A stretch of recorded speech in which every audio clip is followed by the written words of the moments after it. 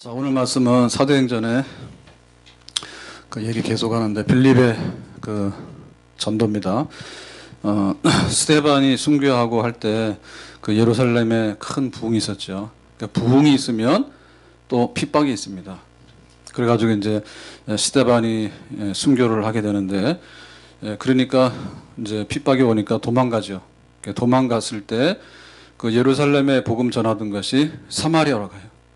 사마리아 가는데 그 복음 전하는 주인공이 누구냐면 빌립이에요.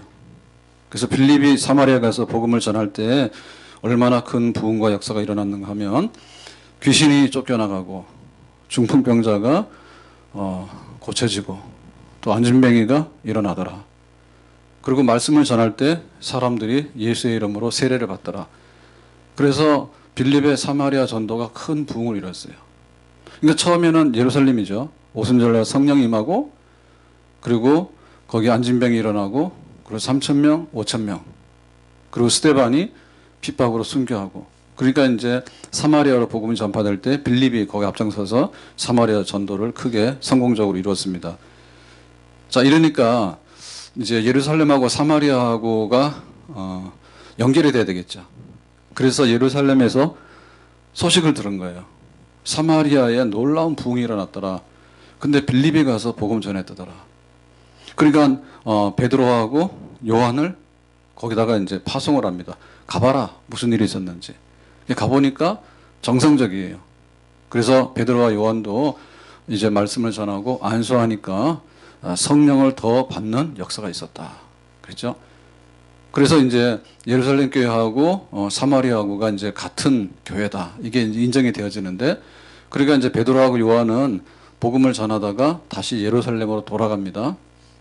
그러면은 사마리아에 복음을 전했던 빌립은 뭐 하느냐라고 할 때 하나님께서 다시 한번 빌립에게 너는 이러한 복음 전파 전도를 해라 라고 하는 것이 오늘 그 에디오피아 사람을 만나서 복음 전하게 된 그런 본문의 말씀이 되겠습니다.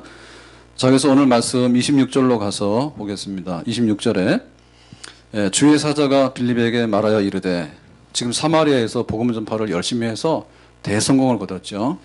자, 그랬는데 일어나라. 누가요? 주의 사자가, 천사가 누구에게? 빌립에게.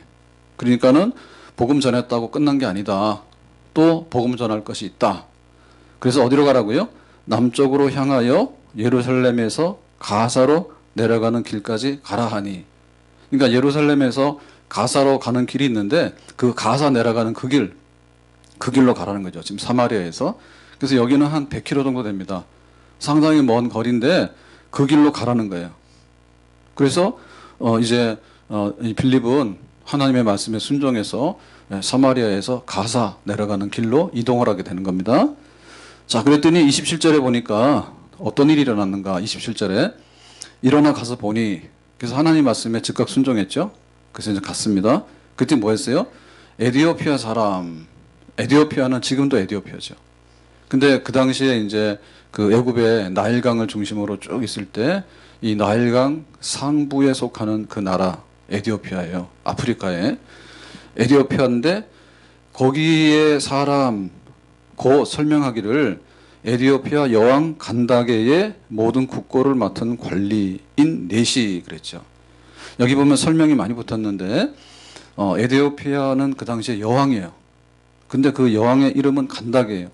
그러니까 이 간다게라고 하는 말은 한 개인이 뭐 김순이, 박순이 이런 이름이 아니고 우리나라의 고려는 왕씨, 조선은 이씨 이렇게 하듯이 이 간다게라고 하는 왕족 그거를 말하는 겁니다. 거기에 국고를 맡은 관리인. 국고라고 하는 건 뭐예요? 국가의 재정을 다 감당하는 재무장관, 우리로 말하면 뭐 경제장관 이런 사람. 근데 이건 넷일까요? 예, 여왕을 섬기는 측근이기 때문에 넷이. 피부 색깔은 뭘까요? 에디오피아 사람 흑인이라고 생각되죠. 자, 근데 이 사람이 뭐 했습니까? 예배하러 예루살렘에 왔다가 지금 다시 에디오피아로 가는 길이에요. 그러면 예루살렘하고 이 에디오피아하고는 거리가 얼마나 될까? 굉장히 먼데 정상적으로 가더라도 한 달 이상이 걸리는 먼 거리입니다. 근데 예루살렘 뭐하러 왔어요? 예배드리러 왔어요. 예배드리러. 그러니까 이 사람 뭐예요? 예, 성전에서 여호와 하나님을 예배드리고 싶은 사람이지. 그러니까 그 에디오피아에서 지금 예루살렘까지 왔죠. 우리는 예배드리러 오는데 얼마나 걸렸습니까? 오늘 황당했어요. 예, 설교를 하려고 딱 보니 주일날 오전 설교가 여기 딱 올라 있는 거예요. 네, 그래서 찬양이 길 줄 알고 목양실에 싹 가서 찾아서 내려왔더니 찬양이 짧으네. 좀 더 길었어야 되는데. 아무튼 간에 우리가 예배드리러 오잖아요. 예배드리러 오는데 얼마를 왔어? 네, 제일 가까운 데는 300m. 큰 마을 121 동안. 300m도 안 돼. 직전거리로 말하면 100m도 안 돼. 그것도 힘들어하지. 근데 지금 에디오피아에서 예루살렘까지 오는데 뭘 타고 옵니까? 이 사람은 굉장히 이 지위가 있는 사람이에요. 장관급이에요. 그죠? 그래서 마차를 타고 왔다. 그랬는데 그래서 한 달 이상 걸린다고. 그러니까 예배드리러 올 때는 어떻게 해야 되겠습니까? 적어도 하루는 걸려야 되겠지. 예, 하루는 걸려야 됩니다. 예, 산 넘고 물 건너서 그 다음에 또 자다가 그 다음에 또 깨서 또 그 다음날 또 와서 이렇게 해요. 굉장히 열정적인 사람이죠. 뭐에 대한 열정이요? 그냥 예배 드리는 것 자체로. 예배 드리는 것 자체로 열정적인 사람이에요. 자, 이래가지고는 이제 예배를 마치고 다시 자기 나라로 에디오피아로 내려가는 길이에요. 그러니까 거기가 이제 예루살렘에서 가사로 내려가죠. 예, 가사로 내려가면 애굽으로 가는 길이 있고 애굽에서 다시 에디오피아로 가는 길이 있는 거예요. 먼 길을 출발하고 있는 사람이에요. 자, 이 사람을 만나도록 주의 천사가 하나님께서 빌립에게 말한 거예요. 빌립, 너 사마리아에서 전도 잘했어. 그러니까 이제 은퇴해라고 하는 게 아니라 지금 가사로 가. 그래서 가사로 열심히 갔더니 지금 이 사람이 마차를 타고 병거를 타고 이제 가고 있는 길입니다. 자, 그래서 병거를 타고 가고 있는데 좀 더 가까이 가서 보니 어떤 상황이었는가? 28절에 이렇게 말합니다. 돌아가는데 수레를 타고 선지자 이사야의 글을 읽더라 그랬죠. 그 수레를 탔다는 얘기는 그래도 굉장히 돈이 있고 지위가 있기 때문에 수레를 탄 거예요. 또 수행하는 사람들도 있겠죠. 이 사람 재무장관이에요. 그죠? 선지자 이사야의 글을 읽더라. 그러니까는 그 당시에 성경이라는 것이 지금 우리처럼 이렇게 돼 있는 게 아니라 이렇게 묶은 건 얼마 안 됩니다. 그러면 창세기, 출애굽기, 신명기 이렇게 했는데 이사야서에 두루마리 그 가죽으로 기록해서 둘둘 말아서 한 그 성경. 자, 그 이사야의 성경을 이사야서를 읽고 있는 거예요. 이 사람이 이사야서를 읽고 있는 거예요. 자, 그러니까 지금 이 성경에서 하고자 하는 얘기는 뭐죠? 자, 빌립의 전도예요. 자, 빌립의 전도는 지금 어디서부터 시작된 거예요? 사도행전의 키가 뭡니까? 사도행전 1장 8절이야. 성령이 너에게 임하시면 너희가 권능을 받고 첫째는 예루살렘, 그 다음에는 유대, 그 다음에는 사마리아, 그리고 땅끝까지 그랬잖아요. 그래서 이제 바울 중심으로 섰기 때문에 바울은 1차, 2차, 3차 해가지고 터키와 그리스와 그 다음에 이제 로마까지 갔다 이렇게 썼잖아요. 근데 아프리카에도 복음이 갔단 말이에요. 아프리카에도 지금 기독교가 있습니다. 이 네시가 가서 복음 전한 겁니다. 그랬을 때 지금 이 빌립을 통해서 사마리아 전도가 이루어지고 난 다음에 사마리아 그 다음이 어디냐라고 할 때 에디오피아까지 가는 사람에게 복음을 전하는 거죠. 그 하고자 하는 얘기는 뭐예요? 복음의 확산. 복음의 확산. 세계 선교. 성령이 너에게 임하시면 너희는 가서 모든 족속으로 제자를 삼아 아버지 아들과 성령의 이름으로 세례를 주라. 지경을 넓혀가는 거죠. 사도 바울도 자기가 이제 복음 전도를 하는데 2차 선교 때 드로아에 왔죠. 드로아에 와가지고 트로이에 왔는데 너무나 몸도 아프고 선교의 문이 막히는 거예요. 그래서 기도를 한참 했지. 하나님 어떻게 된 겁니까? 내가 선교하기 원하는데. 그랬더니 하나님께서 뭐라고 하셨어요? 이제 바다를 건너서 어디로 가라고요? 마게도냐로 가라. 그 마게도냐가 그리스도의 북부 지방입니다. 거기는 여기 지금 들어와는 아시아고 바다를 건너서는 유럽에 속하는 겁니다. 유럽에. 그래서 지금 터키의 대부분은 아시아죠. 그 터키가 EU 유럽에 가입하고 이런 얘기는 그 영토 일부분이 유럽 쪽에 속해 있다고. 그걸 근거해 가지고 아시아에 붙는 것보다 유럽에 붙는 게 좋으니까 터키가 유럽인 척 하는 거예요. 그러니까 복음 확산돼야 되는 거예요. 하나님께서 그냥 가만 놔두질 않아요. 그래서 내가 예수 믿으면 우리 가족이 예수 믿고, 우리 가족이 예수 믿으면 옆집도 예수 믿고, 내가 예수 믿으면 하늘의 미랄이 돼서 우리 집안도 다 예수 믿게 되고, 또 우리 교회가 쓰게 되면 또 탄현동에 모든 사람 믿게 되고, 우리나라가 믿게 되면 또 이웃나라도 믿게 되고, 아니면 땅끝까지 가서라도 선교사를 파송해서 하나님의 나라를 확장하는 것, 이것이 바로 사도행전의 뜻이고 하나님의 뜻인 줄로 믿습니다. 자, 여기서 주인공은 누구냐라고 할 때 빌립처럼 보이죠. 빌립이 예루살렘에서 도망을 갔어. 그 다음에 사마리아에 가서 복음을 전했어. 그랬더니 그것까지 안 돼. 지금 에티오피아 사람이 있으니까 에티오피아 사람 가기 전에 네가 빨리 가서 그 사람 만나서 복음 전해 라고 하잖아요. 그러니까 여기 지금 일하는 사람은 빌립이 맞는데 일을 시키는 사람이 누구예요? 일을 하는 사람이 주인이에요? 일을 시키는 사람이 주인이에요? 시키는 사람 주인이지.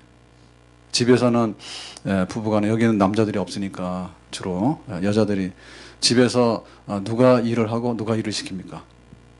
옛날에는 남자들이 그랬죠.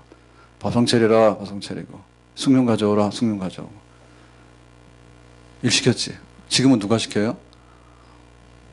여자들 세상이요.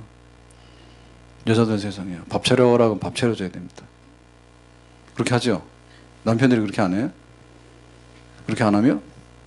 왜 밥을 안 먹고 왔어? 밥 먹고 오지. 그러면은 대문간에 나가서 밥 먹고 와야 돼. 만약에 밥을 안 먹었으면 들어와서 밥상 차리라 이렇게 말하면 안 돼. 밥 먹고 왔다라고 하고 가만히 있어야 돼. 일 시키는 사람 누구예요? 일 시키는 사람이 주인이요. 그래서 오늘 이 말씀의 핵심은 뭐냐면 26절입니다. 26절에 다시 볼까요? 26절에 주의 사자가 빌립에게 말하 이르되. 빌립은 그냥 시키는 대로 한 것뿐이에요. 이거를 명령한 것은 주의 사자 하나님이에요. 하나님이에요. 그래서 지금도 우리가 교회가 서 있을 때 이 교회는 누가 세웠냐를 할 때 장로교는 장로님 겁니다 라고 하는데 그거는 틀린 말이죠. 교회는 하나님의 것입니다. 그럼 우리가 모여서 예배하는데 예배 왜 해야 돼? 하나님께서 영광 받으셔야 되니까 하나님께서 예배를 명하신 거예요. 그러니까 우리는 예배를 드리는 거예요. 우리가 왜 복음을 전도해야 돼요? 하나님께서 말씀하시기를 너희는 복음을 전하라. 어디까지? 땅끝까지 가서. 그렇기 때문에 우리가 복음을 전하는 겁니다. 아멘? 그러니까 이 일은 멈출 수 없는 일이죠. 멈출 수 없는 일이에요. 우리가 세상의 일이라면 안 해도 돼. 내가 지금 유행이 변했어. 그리고 내가 취미가 변했어. 그리고 내 환경이 변했어. 그러니까 나는 부득불 해도 그만, 안 해도 그만. 그게 아니죠. 그래서 뭐라 했냐면 지상 명령. 너희는 가서 지상 명령이에요. 성령이 너에게 임하시면 지상 명령이에요. 우리에게 무엇을 위해서 무엇을 해야 될 것인가에 대해서 분명하면 우리는 항상 눈 뜨고 일어날 수가 있습니다. 아멘? 할 일 없으면 귀찮아 버려. 할 일 없으면 성가시단 말이에요. 그러니까는 산으로 가고 바다로 가는 거예요. 그게 아니라 하나님이 바다로 가라 그러면 바다로 가는 거고 내 마음대로 가는 게 아니라, 그래서 복음은 여기서 멈출 수 없다. 빌립 수고했다. 그렇지만 에티오피아 사람 만나서 복음 전하라. 그건 또 가는 거다. 우리에게도 쉼 없이 믿음의 경주, 복음 전파의 사명을 다하는 우리가 될 수 있기를 예수님의 이름으로 축복합니다. 자, 그래서 30절에 가서 보니까 그러면 만났을 때 어떻게 복음을 전했는가? 복음 전하는 방법, 복음 전하는 내용에 대해서 말합니다. 자, 30절. 빌립이 달려가서 선지자 이사야의 글 읽는 것을 듣고 말하되 읽는 것을 깨닫느냐? 지금 누가 읽고 있습니까? 에티오피아 내시가 가면서 예배를 드리고 가는데, 야, 이 사람이 정말 은혜가 있는 것 같아요. 거기 예루살렘까지 오는데도 은혜가 있으니까 왔잖아요. 에티오피아에서. 얼마나 할 일이 많아. 자기도 재정을 책임지고 막 하는 그런 사람인데 예루살렘까지 왔잖아. 아마 휴가 받은 것 같아요. 여왕한테 내가 하나님을 믿는 사람인데, 그 당시에 개종하는 사람들이 많이 있습니다. 개종하는 사람들이 있습니다. 그러니까는 내가 하나님 믿는 사람인데 특별 휴가를 봐주세요. 해가지고 예루살렘 온 것 같아. 그래서 예배 드리고 가는 길에 피곤하지도 않을까? 우리는 예배 드리고 가면서 뭐 합니까? 차 안에서 부부끼리 싸웁니다. 예배 시간에는 휴전, 예배만 끝나면 그때부터 또 전쟁, 그 다음에 어디로 갈까? 뭐 먹으러 갈까? 뭐 돈 쓰러 갈까? 놀러 갈까? 이것 막 한참 하는데 은혜 없어. 그래서 우리가 예배 끝나고 나서 2부 예배를 드려야 돼. 집에 돌아가는 길에 찬송하고 기도하고 들러서 오늘 교회 예배 빠진 우리 성도들의 가정, 셀 식구들의 가정을 신방하고 그렇게 하는 겁니다. 그리고 가는 길에 또 성경을 공부하는 거예요. 오늘 말씀 제목이 뭐였지? 까먹었어. 예배 드리고 돌아나가면은 나가서 오늘 뭐 했는지 까먹었어. 그러시면 안 돼. 오늘 말씀이 뭐였는데 내가 그 말씀을 가만히 생각해 보니까 이렇게 살아야 되겠구나. 그 마음에 품고 가는 거지. 그러니까 예배 드리고 갔는데 자기가 성경을 폈단 말이에요. 그리고 성경이 얼마나 불편합니까? 그죠? 둘둘둘 말아가지고 필라고 해도 힘들잖아. 근데 그 성경을 펴서 어디에 했어요? 예, 지금 수레를 타고 가는데 그 수레를 타고 가는 그 자리에서 성경을 지금 펴서 읽는 거잖아요. 그러니까 눈이 어떻게 했어요? 흔들리겠죠. 흔들리겠죠. 우리 차 타고 가다가도 책 못 읽잖아요. 흔들려서 얼마나 불편하겠어. 근데 말씀이 너무 그리운 거야. 그 말씀이 너무 생각나는 거야. 그래서 딱 폈어. 그랬더니 이사야서요. 이건 하나님의 역사입니다. 그래서 이 이사야서의 내용을 이제 읽고 있는데 여기 왜 소리를 내서 읽었냐면 그 당시에 성경을 읽는 방법은요. 소리 내서 읽는 거예요. 스님들도 연불 할 때 어떻게 하죠? 묵상으로 잘 안 하죠. 뭐가 떡떡떡떡 합니다. 그럼 우리도 성경 어떻게 읽어야 될까요? 우리도 사실은 눈으로 읽는 것보다 소리를 내서 읽는 것이 좋습니다. 근데 예배 시간은 그렇게 하지 마시고 예배 시간에 설교하고 있는데 성경 읽는다고 펴가지고 또 막 읽으면은 지방방송 끄세요. 예배 방해입니다. 근데 혼자서 성경 읽을 때 소리를 내서 읽는 거예요. 그래서 성경에 보면은 이 소리 내서 읽도록 시편 같은 거는요 다 운율이 있어요. 읽으면 리듬이 타가지고 이렇게 읽도록 돼 있다니까.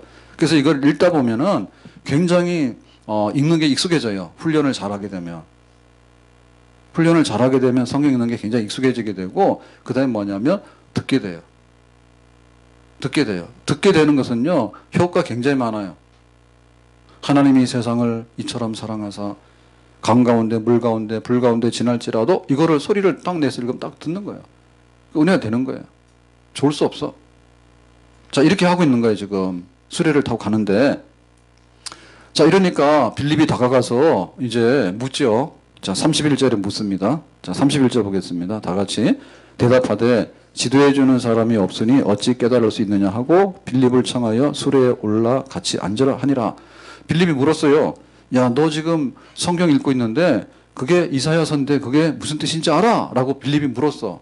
그랬더니 지금 여기 에디오피아 내시가 은혜 받고 예배 드리고 가는 길에 성경을 읽고 있다가 갑자기 낯선 사람이 나타나가지고 야, 무슨 뜻인지 알아? 그러니까 이 사람 대답하는 겁니다. 뭐라 합니까? 지도해주는 사람이 없으니 선생님이 없는데 내가 어찌 깨달을 수 있느냐. 나 무슨 말인지 몰라. 무슨 말인지 모르니까 이 수레에 타서 좀 나한테 이 설명해 줄 수 있겠어? 라고 합니다.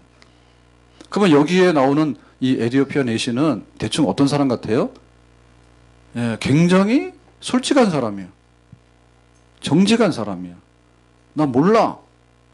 근데 우리는 대부분 어떻게 하죠? 성경 알아 그러면 아는 척 하죠. 아는 척 합니다. 첫째, 어떻게 아는가 하면 이렇게 해가지고 오늘 말씀이 사도행전이잖아요. 구약 성경 지금 한 출애굽기 펴놨습니다. 출애굽기 펴놓고 사도행전 읽는데 사도행전은 찾을 수 있겠지. 근데 구약 성경 찾아라 그러면 못 찾아가지고요. 못 찾아가지고 폈어. 그래가지고는 한 2번 찾다가 안 되면 찾은 척하고 읽는 척해. 그런 예배 시간에도 설교를 하면 못 알아들어. 근데 분위기를 딱 봐서 아는 척해. 끄떡끄떡해. 근데 그거는 졸고 있는 거예요, 지금. 정직하지 않아. 정말 모릅니다. 제가 당황했어요. 어떻게 주일 오전 설교 여기 올라와 있는 거야, 지금? 수요일인데. 그래서 아무래도 못 찾을 것 같아서 뒤죽박죽 돼 있어가지고 제가 올라가서 갖고 내려왔거든요. 저는 이거 몇 시간 준비해도 대충은 할 수 있겠지만 그래도 써놓은 원고라도 대략 있으면 참고하면 훨씬 낫죠. 그런데 공부도 안 한 것이, 성경도 모르는 것이, 그러고 말하는 사람은 그래도 생각하고 말하는데 듣는 사람은 생각 별로 안 해. 집에 개가 잘 있을까? 가스불은 잠궜나? 남편이 요새 좀 눈치가 이상한데 무슨 일은 없을까? 애들이 학기말 시험을 쳐야 되는데 시험은 잘 치고 있을까? 아, 그거 하고 있으면서 아는 척 한다니까? 그래가지고 아, 오늘 은혜가 되네. 도대체 뭔 은혜가 될까? 안 한다 이게. 그러니까 이 넷이랑 너무 다른 거예요. 이 사람은 장관급에 속하는 사람이요. 그리고 지금 제가 얼마나 열렬하게 예루살렘까지 와서 예배를 드리고 갔습니다. 지금 가는 길이잖아요. 성경을 읽고 있습니다. 모르면 모른다 해야지. 모르면 모른다 해야지. 아는 척 하는 거예요. 그래서 모르는 거예요. 성경이 너무나 어려운 그런 아주 무지막지한 책은 아닙니다. 그래서 성당에서는요, 성경 너무 어려운 책이기 때문에 니들이 읽으면은 이단이 돼 해서 성경을 못 읽게 한 거예요. 그래서 옛날에는 성경을 윌리엄 틴달 영어로 번역했다가 화형당했어. 성경 읽으면 잡혀가. 금지 목록이에요. 성경 읽는 게. 모르니까 신부님도 몰라. 그러니까 라틴어로 뭐라고 떠들면 서로 몰라. 그리고는 그림 보고 아, 이게 오병이어의 기적이래. 그러고 가는 거예요. 그러고 그러면 뭐냐면 서로 공부를 안 하려니까 그렇지. 공부 안 하려니까 모르는데. 솔직해야 되잖아요. 그리고 어떻게 됩니까? 지금 자기는 에티오피아로 가고 있는 길인데 거기에 수레에다가 사람을 태우면 어떻게 돼요? 사람을 태우면 난리가 나잖아요. 가는 길에. 그러니까 작심을 한 거예요. 개인 가정교사처럼 좀 가는 길에 좀 나 좀 알게달라고 내가 여기서 멈출 수는 없으니까. 그러니까는 자기의 어떤 것을 다 배려한 거지, 그죠? 배려합니다. 그래서 교회에서 성경 공부한다고 예평지 한다고 오라 그래서 안 오더라고요. 그래서 아무래도 수강료가 없어서 그런 것 같다. 제가 그런 생각이 들어서 다음 학기에는 성경을 공부할 때는 공짜로 안 하고 등록금을 받을까 말까.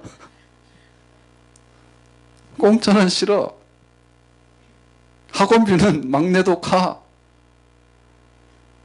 어떻게 된 건지 모르겠어. 그래서 오시라고 그러면 할 일도 없어가지고 막 쇼핑 다니고 뭐 다니고 아줌마하고 수다 떨고 핸드폰 값이나 나가고 그런데도 안 와. 이상해. 성경 공부하는 자리에 오는 사람 쳐놓고 잘못될 사람이 있을까요? 예배 드리는데 예배 자리에 와가지고 잘못된 사람이 있을까요? 잘 없어. 깡패도 예배 드리는 데 가서 앉아있다가 은혜 받았다잖아요. 자기 예배 부시러 갔는데 예배 해방하러 간 거예요. 그래가지고 이제 나쁜 마음 품고 갔는데 말씀 들러오는 소리 쫙 들어보니까 정말 거기 은혜 받아서 새로워지잖아요. 예배 드리는 자리, 성경을 알고 배우는 자리는 정말 우리가 살아가면서 최상급의 자리입니다. 아멘? 그게 자기가 병가 타고 가는데 수레 타고 가는데 타라 해가지고 빌립을 남 모르는 사람이잖아요. 근데 앉혀놓고 도대체 이 이사야의 말씀이 무슨 말씀이래요? 나한테 좀 알려주세요 라고 겸손하게 공부하기를 요청을 했습니다. 하나님께서 우리에게 두 가지 선물 주셨어요. 첫 번째는 성경이에요.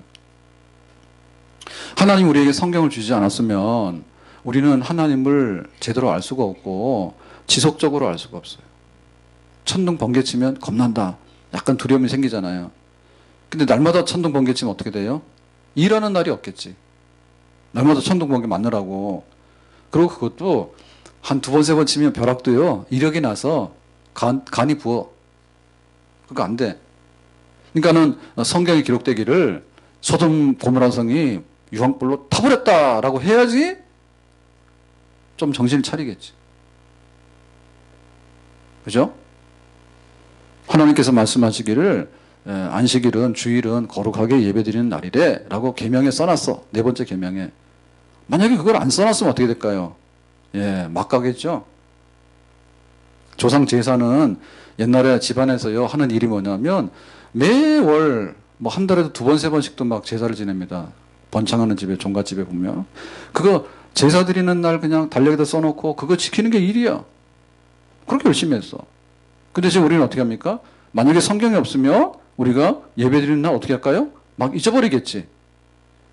빨간 날 해가지고 월화수목금토 빨간 날 해가지고 예배드리는 날 이렇게 해놔도 시커멓게 보이지. 주일이. 빨간 날이 무슨 날이요? 예, 노는 날이 아니라 예배드리는 날이요. 하나님께서 사계명에 딱 기록해놨잖아요. 예배드리는 날로 지내도록 해라. 아멘. 하나님께서 우리에게 주신 성경은 선물이에요. 그런데 두 번째 선물은 뭐냐면 이 성경을 해설하고 가르칠 수 있는 설명할 수 있는 사람을 세워준 거. 그게 바로 목회자죠. 예, 목회자의 첫 번째 기능은요, 같이 놀아주는 게 아니고 성경 해설자입니다. 예, 성경 해설자예요. 무당은요, 해석 안 해요. 무당이 하는 일은 당신에게 이러한 복이 있기를 바란다라고 하는 그거밖에 안 해. 그럼 목회자에게 있어서는 뭐냐면 당신에게 이렇게 좋게 되기를 바랍니다. 영혼이 잘 되고 범사가 잘 되고 강건하기를 바랍니다. 라고 우리도 기도할 수 있어요. 하는데 그것보다도 더 큰 일이 뭐냐면 성경 해설자예요. 성경을 바로 해설해 줘야 돼. 용도를 바로 알려줘야 된단 말입니다. 성경이 이런 뜻이다라고 하는. 그걸 바로 알려줘야지 이 성경이 비로소 우리의 선물이 되는 거예요. 아무리 좋은 선물을 받았는데 이게 용도를 몰라. 그러면 이거는 무용지물이에요. 그래서 목회자의 자리는 성경을 해석하는 자리다. 우리가 목회자가 왜 필요하냐라고 할 때 그냥 놔두면 우리가 때로는 이단으로 갈 수도 있고요. 때로는요, 지속적으로 그 성경 말씀을 접하지가 않아요. 그래서 지속적으로, 그리고 세밀하게 잘 가르쳐서 하나님 말씀대로 살 수 있는 그런 길을 열어주는 게 목회자의 길인데, 우리가 그 길을 존중 여기고 이 에디오피아 내시처럼 마음을 열고 겸손하게 배우고 깨닫는 자리에 쓸 수 있기를 예수님의 이름으로 축복합니다. 자, 그랬을 때 그 이사야서가 이제 문제잖아요. 이사야서를 읽고 있었는데 내가 그럼 알려줄게 라고 했단 말입니다. 빌립이. 자, 그래서 그 32절에 보니까, 자, 32절 보겠습니다. 읽는 성경 구절은 이것이니, 일렀을 때 지금 이사야서의 내용이에요. 그가 도살자에게로 가는 양과 같이 끌려갔고 털 깎는 자 앞에 있는 어린 양이 조용한 것 같이 그의 입을 열지 아니하였도다. 이사야서의 말씀이 있는데 이게 무슨 뜻이에요? 지금 4시간 모르는 거예요. 그래서 빌립이 지금 이걸 알려주는 거예요. 자, 이거는 이사야 53장입니다. 자, 이사야 53장에 보면 고난의 종에 관해서 기록을 하고 있어요. 그가 찔림 우리의 허물을 인하며 그가 상함은 우리의 죄악을 인함이라. 그가 채찍에 맞음으로 우리가 나음을 입었고 그가 징계를 받음으로 우리는 평화를 누린다. 그가 찔리고 그가 상하고 그가 채찍에 맞고 그가 징계를 받음으로, 그가 누구냐? 고난의 종. 그가 뭐 때문에? 우리의 허물과 우리의 죄와 우리의 나음과 우리의 평화를 위해서, 그가 우리를 위해서. 이게 뭡니까? 대속. 그는 허물이 없고 책임이 없어. 뭐 때문에? 우리를 위해서. 우리 때문에. 도대체 그가 누구냐? 지금 이 에디오피아 내시가 이걸 모르는 거야. 이게 도대체 무슨 말이에요? 그래서 빌립이 설명하는 거예요. 그는, 고난의 종은, 대신해서 고난받고 죽는 이 종은 바로 예수 그리스도다. 이렇게 설명하는 거예요. 자, 이 설명은 정말로 굉장히 귀하고 귀한 설명입니다. 깨달음입니다. 자, 그 당시에 유대인이, 유대교잖아요, 유대교요. 그죠? 여호와 하나님을 믿는 유대교의 유대인들이 예배를 드리면서 항상 메시아를 기다렸어요. 메시아는 기름 부었다라고 하는 뜻인데, 기름 부었다는 말은 다른 말로 말하면 그리스도예요. 자, 하나님께서 기름을 부어서 그리스도, 메시아를 우리에게 보낸다. 그래서 그 메시아가 우리를 구원한다. 하나님이 우리를 구원하신다. 그런데 그 구원은 메시아, 중보자, 그리스도를 통해서 우리를 구원한다. 근데 그 그리스도가 누구냐라고 할 때, 그 당시에, 초대교회 당시에, 예수님 당시에, 초대교회 당시에 유대교회에서 그리스도, 메시아라고 기다렸던 그 메시아 상, 메시아는 어떤 분이고 어떤 일을 할까라고 할 때 유대교회 사람들은 어떻게 생각했냐면 그야말로 정치적이고 또 세상적인 권세를 가진 그런 메시아로 생각했어요. 왜냐? 그 당시에 그 팔레스타인은 로마 사람들의 지배를 받고 있었어요. 그러니까 로마의 식민지처럼 해서 세금도 가져가게 되고 그 다음에 자기의 주권도 얻게 되고, 다만 예배드리는 거는 니들이 알아서 해 라고 허용을 해줬을 뿐이에요. 그러니까는 자기들에게 있어서 지금 이 메시아는 어떤 메시아냐면 정말 로마를 쳐부시는 메시아. 그래서 로마와 싸워서 이길 수 있는 메시아. 그리고 우리가 지금 가난하고 정말 헐벗고 어렵게 살잖아요. 그러니까 우리에게 먹을 양식을 주고 우리를 배부르게 하는 메시아. 누가 생각이 납니까? 다윗. 구약시대에 다윗이 이스라엘의 전성기를 이루었어. 전쟁하면 승리하고 그로 인해서 이제 잘 살게 되고 솔로몬의 부귀영화했었잖아요. 그러니까 그 유대 왕국의 다윗 왕국의 영광을 재현할 수 있는 그 메시아 정도면 우리가 기다리는 메시아다라고 자기들이 생각한 거야. 자기들 생각에. 그러니까 그런 생각이 팽배해 있는 거예요. 그래서 예수님이 십자가에 죽으신 것도 사실은 유대인이 기다리던 메시아하고 거꾸로 된 거야. 마지막에 예수님께서 예루살렘에 이제 나귀 타고 들어오셨잖아요. 그럴 때 호산나 우리를 구원하소서. 그래서 지금 자기들이 우리를 구원해 달라고 막 이렇게 환영을 하게 된 것은 메시아로 본 거예요. 예수님을. 그럼 메시아로 볼 만한 것이 뭐냐면 예수는 죽은 사람도 살리고 병든 사람도 고치고 그 다음에 막 오병이어 5,000명도 먹이고 또 예수는 귀신도 쫓아내고 그러니까 하나님이 보내신 이 기름 부은 메시아인 것 같다라는 그 확신이 생긴 거죠. 예수를 따르는 사람들에게 있어서는. 그러니까 이제 마지막에 유월절 지내게 해서 예수님께 나귀 타고 오실 때 호산나 이제 좀 확실하게 해라.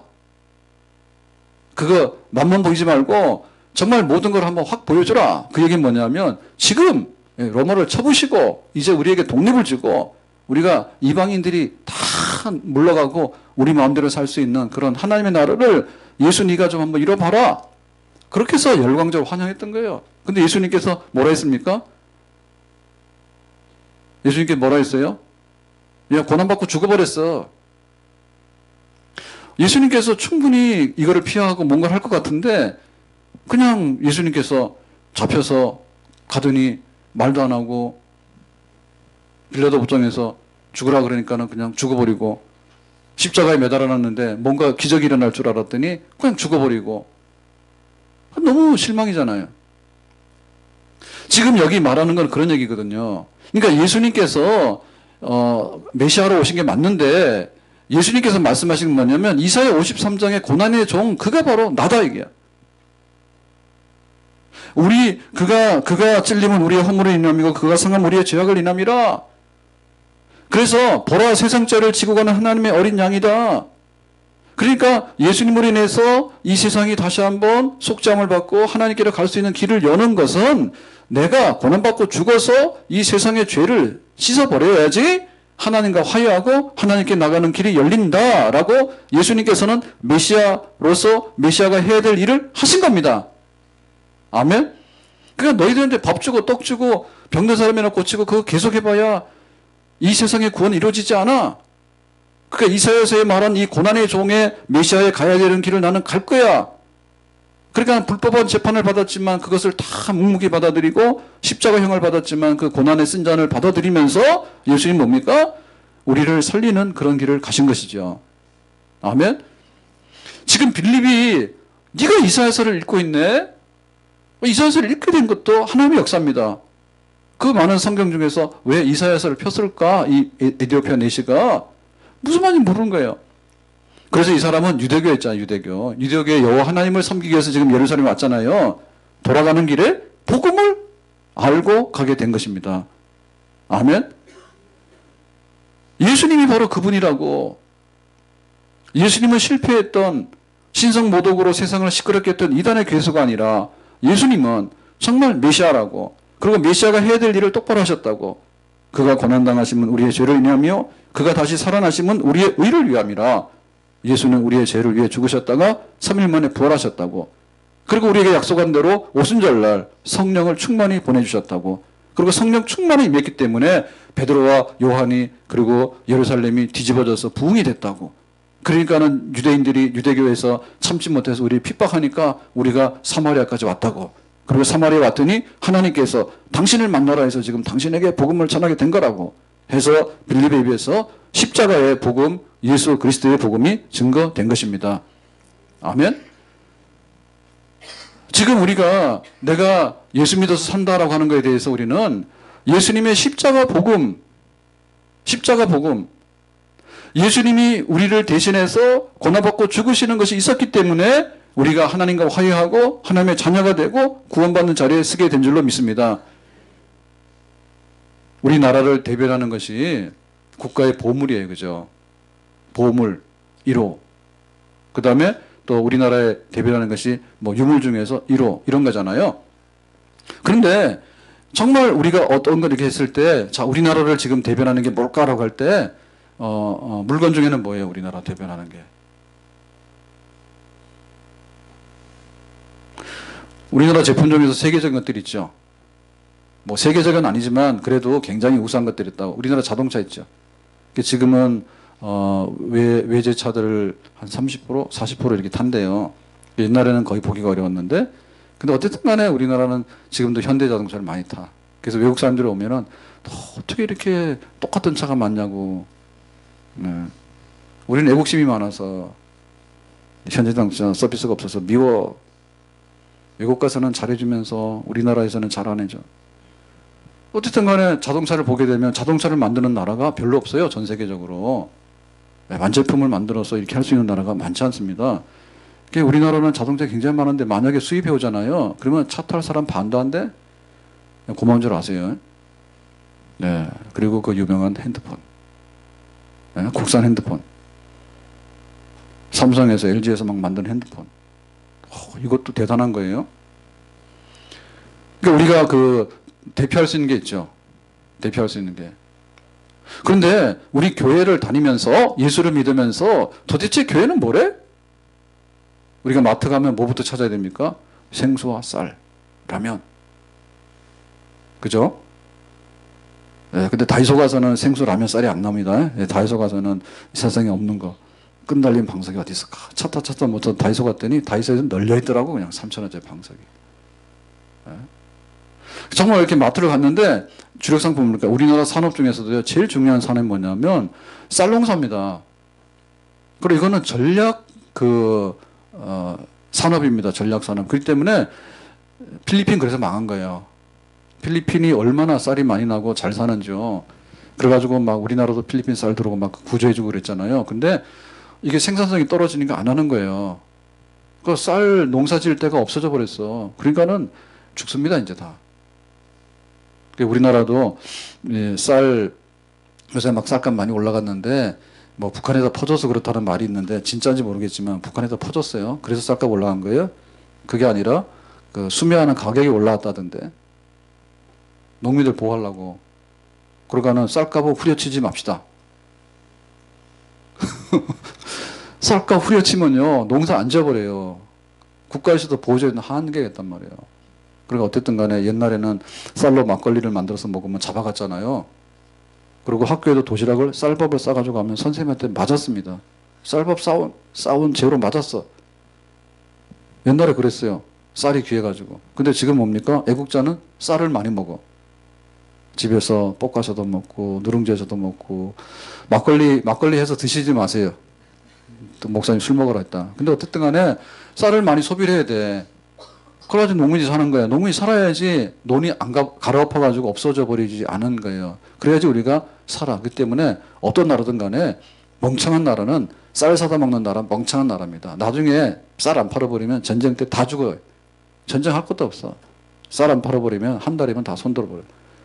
중요한 게 있는 거예요. 교회 중요한 게 뭐냐라고 할 때 예수님의 십자가 복음이에요. 그가 찔림은 우리의 허물을 인하며 그가 상한 우리의 죄악을 임이나. 아멘. 예수님 때문에 교회 서 있는 겁니다. 돈으로 서 있는 거 아니에요. 아주 뭐 우리 교회 다니는 사람 중에는요 장관도 있고요 재벌도 있고요 웃기는 소리 하지 마라. 그까지 되는 게 아니에요. 예수님의 십자가가 없으면 교회 쓸 수가 없어. 그게 교회 본질이에요. 내가 예수 믿는데 내가 예수 믿어서 얻는 혜택이 뭐냐라고 할 때 계산을 잘 못한다. 계산을. 가족은 뭐 1 더하기 1은 1, 2 더하기 1막 이런 거만 계속 하는데 좀 그러지 말고 억울로 놓으세요. 억울로. 당신 수입이 얼마야? 그러면 그냥 연봉은 1억 아니면 연봉은 10억 이래야 되는데 내가 999원을 벌었는데 이렇게 하면요 계산이 안 나오는 거예요. 그러니까 내가 예수를 믿는데 예수 믿고 나서 하나님께 예배 드릴 수 있는데 예배를 당연히 드린 줄 알아요? 우리나라도 이제 이슬람 교회에서 많이 들어오고 해가지고 좀 문제가 많잖아요. 이슬람. 근데 그 사람들 예배 드릴 때 맨발로 들어가잖아요. 신발 벗고 들어가잖아요. 우리도 한번 해볼까요? 왜 신발 벗냐? 니들은 더러운 죄인이야. 그래서 천주교에서도 요거 이름을 뭐라 하냐면 지금 성당이라 해요. 성당. 한자 표기잖아요. 성, 거룩한 집입니다. 그러니까 성당에는 함부로 들어가면 안 됩니다. 그래서 성당 마당에도 이번에 대대적인 공사를 했어요. 했는데 뭐냐면 그 중에 하나가 마리아상이에요. 마리아상 집도 지어놓고 또 막 앞에다가 체리는 촛불도 해놓고 삐까번쩍하게 해놨더라고. 그래가지고 아무리 바빠도 시속 한 30km로 달려왔다가 마리아상을 지나갈 때는 약간 속도를 낮춥니다. 우리 CCTV 카메라 지나가듯이. 그래서 하여튼 간에 뒤통수에다 대고라도 이렇게 절을 하고 예의를 표하고 가더라고. 우리는 뭐냐, 우리는 아무것도 없어. 신발도 더러운 거 다 신고 들어오고, 교회 와서 또 뭐 개를 끌고 오지 않는가.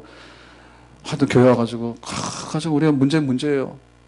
근데 우리 예배가 하나님 보실 때 벼락 안 맞으면 다행이에요.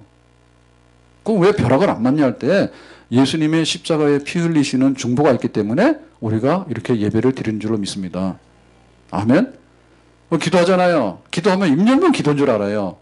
입 열면 기도가 아니라 입 열면은 전부 얻어맞아. 하나님 이거 주세요 저거 주세요. 에라 벼락이나 맞아라. 그러면은 우리는 기도하다가 벼락을 맞아 죽어요.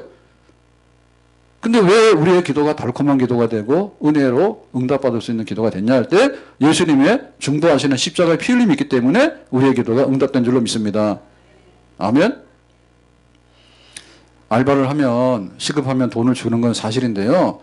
그런다 해가지고 아무한테나 주는 건 아니에요. 알바도 줄 서 있어. 남대문 지게꾼도 줄 서 있다고. 그러니까 우리가 교회 와서 이렇게 하는데 와서 뭐 이렇게 주일날 봉사하고 주중에 봉사하잖아요. 사실 굉장히 귀합니다. 제가 얘기했어요. 굉장히 귀합니다. 그런데 돈으로 환산해 보면 또 사실은 또 별거 아닙니다. 1시간 하면 10,000원 받죠. 그럼 일주일에 주중에 나와서 교회 봉사하는 시간이 몇 시간이에요? 한 10시간 됩니까? 그럼 10만 원짜리요. 근데 그게 굉장히 귀한데 어마어마하게 귀한 건 아니에요. 어마어마하게 귀한 거네. 우리가 찬양대 서서 찬양하면 굉장히 귀하잖아요. 노래방 가면 뭐예요? 돈 내고 노래해. 1시간 노래방 얼마예요? 1시간에. 다 정신이 잃었나 봐요. 안 가봐서 몰라요? 아니 갔다고 말 안 할 테니까 말해봐요. 1시간에 얼마요? 진짜 몰라요? 하여튼 간에 그 1시간 열심히 노래를 불렀어. 그거 한 3만 원 냈어. 그러면 찬양대 쓰는데 제가 볼 때 한 3시간씩 연습하는 찬양대 없는 것 같아. 그것도 늦게 오고 그것도 연습 시간도 빠지고 특만의 문제라. 3시간 연락에 노래 부르고 나서 1시간 노래 부르고 나서 3만 원 내고 나왔잖아요. 그러면 찬양대한 게 얼마나 귀합니까? 그렇게 죽을 만큼 귀한 건 아니에요. 그래서 우리가 봉사하는 것도 예수님의 십자가의 피 흘리심이 있기 때문에 향기로운 제물로 우리의 봉사가 하나님께 연락이 되는 줄로 믿습니다. 아멘? 천국 가는데 우리가 새 아파트 인기가 좋은가 보더라고요. 새 아파트 인기 좋은데 분양받으면 얼마예요? 몇 억이 돼요. 그러면 빚 많이 졌죠? 그 신방 가서 굉장히 축하도 하지만 축하드립니다. 빚 많이 졌다고. 100% 자기 돈 가지고 분양받는 집도 잘 없잖아요. 그런데 하나님의 집은 뭐랬어요? 거할 곳이 많도다 했잖아요. 하늘에 아버지 집에 거할 곳이 많도다 했잖아요. 그러니까 우리에게 분양된 하늘에 아파트가 있는 거예요. 근데 그 아파트는 이런 시시한 아파트가 아니라 하늘에 맨션이라 했죠. 하늘에 맨션이라 했지.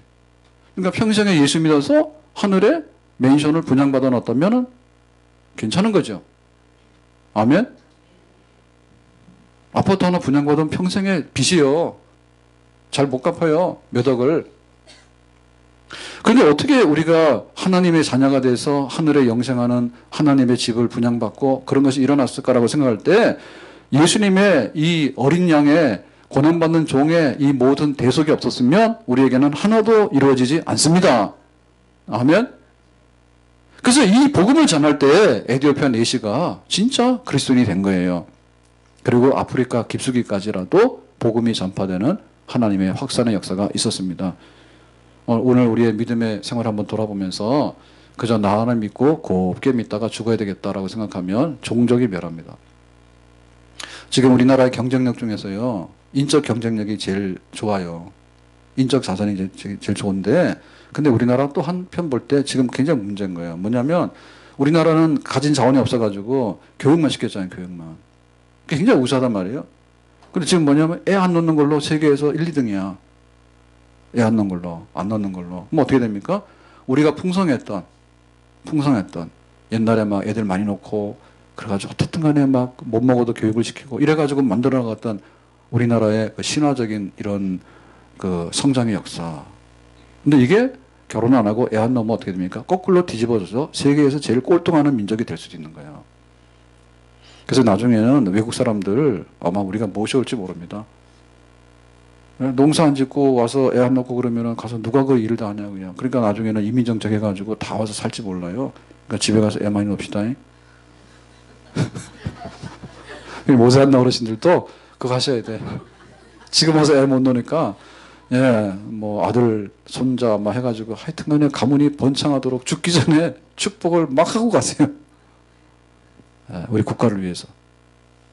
그래서 우리가 지금 이 사도행전을 읽는 이유가 야 정말 교회와 내 믿는 것은 이 생산하는 역사와 세계 선교의 역사구나. 아멘. 그냥 나 하나 믿다가 절간에 왔다 갔다가 없어지는 그런 게 아닙니다. 교회가.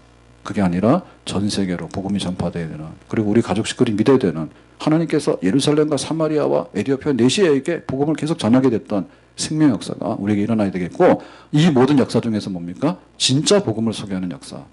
껍질이 아니라 예수가 있느냐, 십자가의 복음이 있느냐, 그거 알고 있느냐, 모르면 좀 배워라 알겠죠. 아멘. 그래서 우리가 교회를 꾸준히 다니는 게 굉장히 중요하고 귀한 거예요. 내가 10년, 30년 믿었어요. 굉장히 중요한데 막상 하나님 앞에 딱 쓸 때 죽기 전에 혹은 천국의 문 앞에 가서 녹화하는 거예요. 내가 왔습니다라고 할 때 네가 누구냐라고 할 때 묻는 게 뭡니까? 하나님께서 물을 때 뭐 묻겠어요? 네가 예수를 아느냐? 이렇게 말하겠죠. 네가 이사야 53장을 알아? 이거 묻는단 말입니다. 모르시는 분은 오늘 자수하세요. 오늘 자수하세요. 그리고 성경을 바로 알아야 돼. 그 진짜 신자 되는 거예요. 아멘. 우리에게 복음을 알고 예수 안에서 진실히 거할 수 있는 그런 알곡 신자 되기를 주님의 이름으로 축복합니다. 기도하겠습니다. 하나님, 오늘 우리에게 주신 말씀과 같이 복음 전하고 예수 믿는 이 놀라운 역사가 빌립을 통해서 이루어졌는데, 또 그래서 에티오피아가 아프리카에까지 복음이 전파됐는데 우리에게도 이 생명 복음이 계속해서 전파되고 또 예수 아는 저희들 되기를 원합니다. 예수님의 이름으로 기도합나이다. 아멘.